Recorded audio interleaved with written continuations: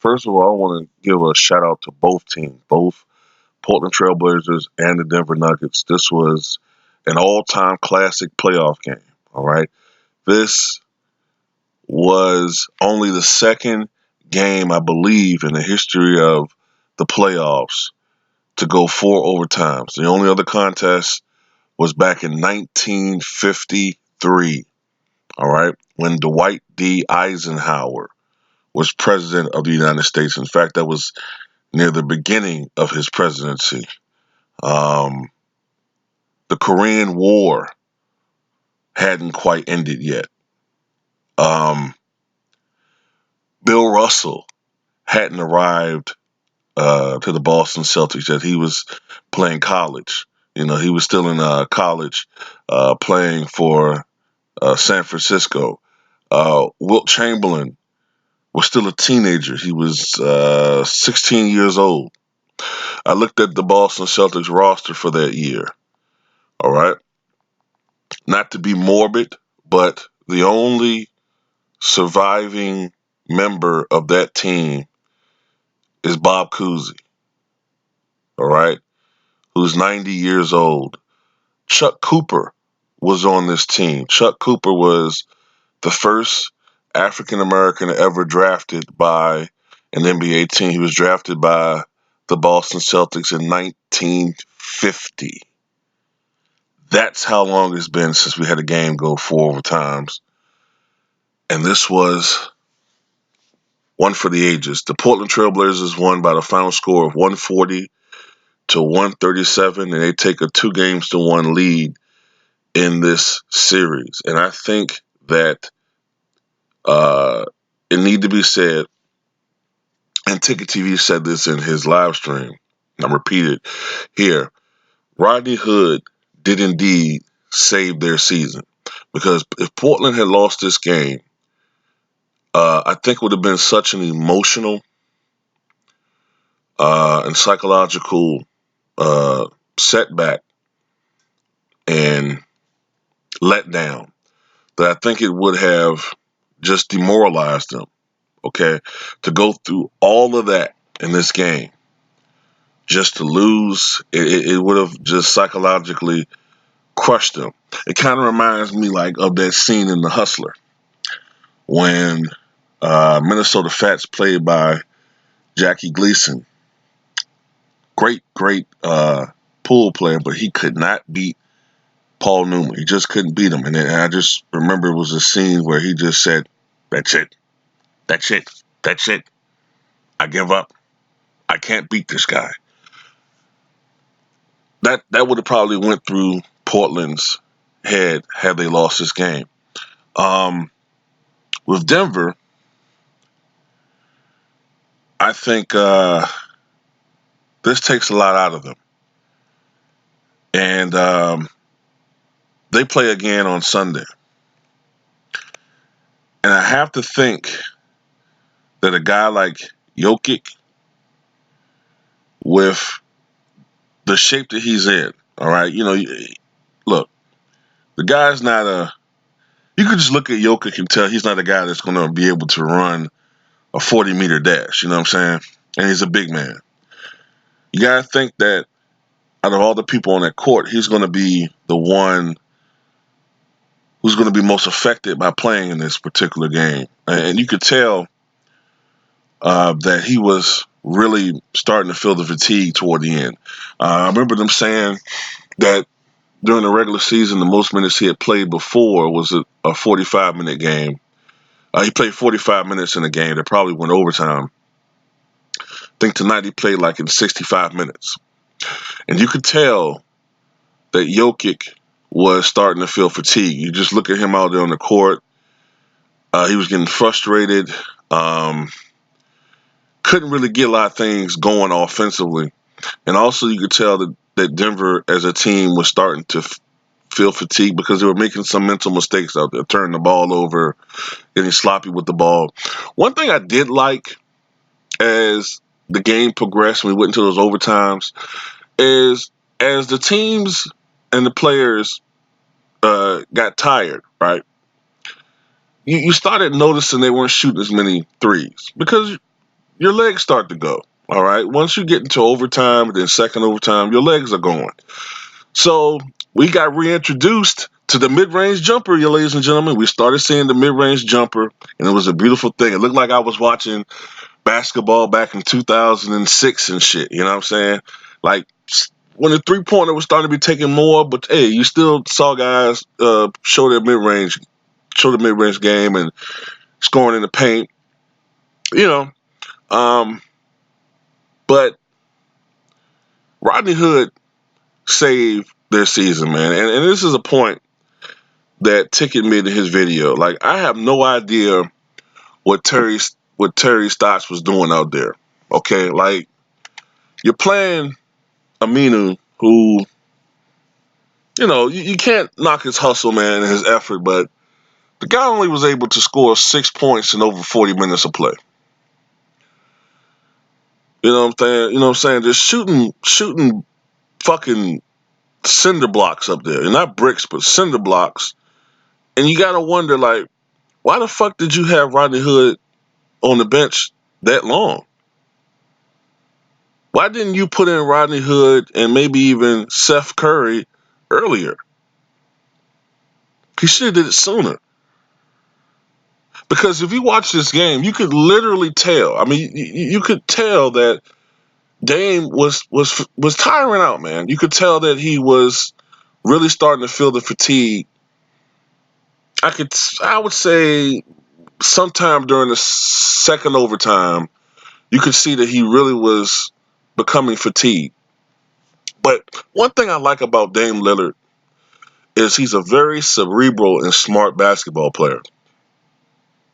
He recognized that his shot wasn't really falling tonight. This wasn't necessarily his night, although because the game went so long, he did end up scoring 28 points. But I think he took 24 shots to get them. He recognized this wasn't one of his nights, so he deferred to some of his other. He deferred to his teammates, and I like how he didn't just settle for the outside shot. He noticed that it wasn't falling, and on nearly successive possessions for the Portland Trailblazers, he, drove the basket and got an easy shot. He could have just, threw up a three-pointer that probably would have not gone in, and had he done that, Portland's season possibly would have been over. The way he was shooting the basketball, he just wasn't shooting well, and it wouldn't have been a high percentage shot anyway. CJ McCollum was, I would give him an A minus tonight, man. I mean, you can't knock a guy that's put up 41 points, but there was a little period of time where he was kind of getting on my nerves because he was trying to play this hero ball shit, man. And that's fine when you're going offensively, but don't just put up a shot just to put up a shot. You know what I'm saying? Like, take smart shots.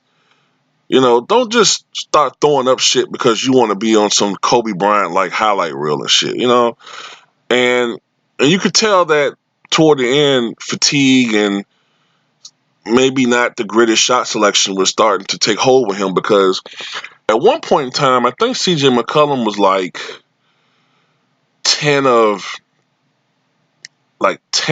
19 or something like that. You know what I'm saying? Or I think at one time he was like 12 or 21 from the field or something like that. But he finished 16 of 39. So both of these guys were starting to feel the effects of fatigue. And,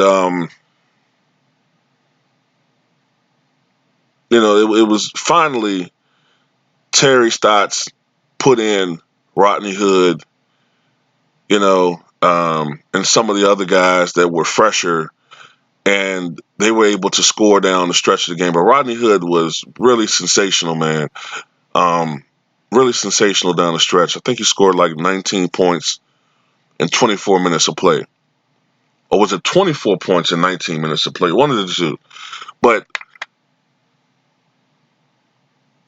for Denver, Jamal Murray disappeared down the stretch of this game. You know what I'm saying? He disappeared. I mean, if you look at his numbers, you're like, hey, man, but he scored 34 points. Yeah, but he probably scored 28 of that before the end of regulation. He disappeared. And watching this game, it was almost like a. I don't want to go overboard with the analogies here, but it was almost like watching Ali Frazier. You know what I'm saying? Like Denver was Frazier. You know what I'm saying? Getting inside, getting the rib cage, hitting the body.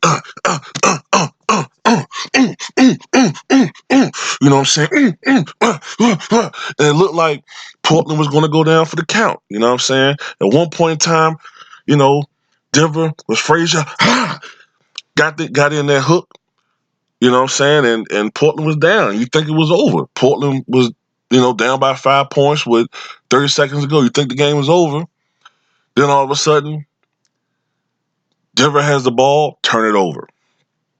You know what I'm saying? Then somebody with Portland, you know what I'm saying, maybe Hood or somebody, boom, hit it. No, well, not Hood, because his 3-pointer came later, but somebody hit a big three for Portland, and all of a sudden down by 2. You know what I'm saying? And then, they miss on the other end, Denver, and then all of a sudden somebody for Portland gets an easy layup, and they're right back in it. You know what I'm saying? And then all of a sudden, the next overtime stanza, Portland's like Ali, sticking that jab out.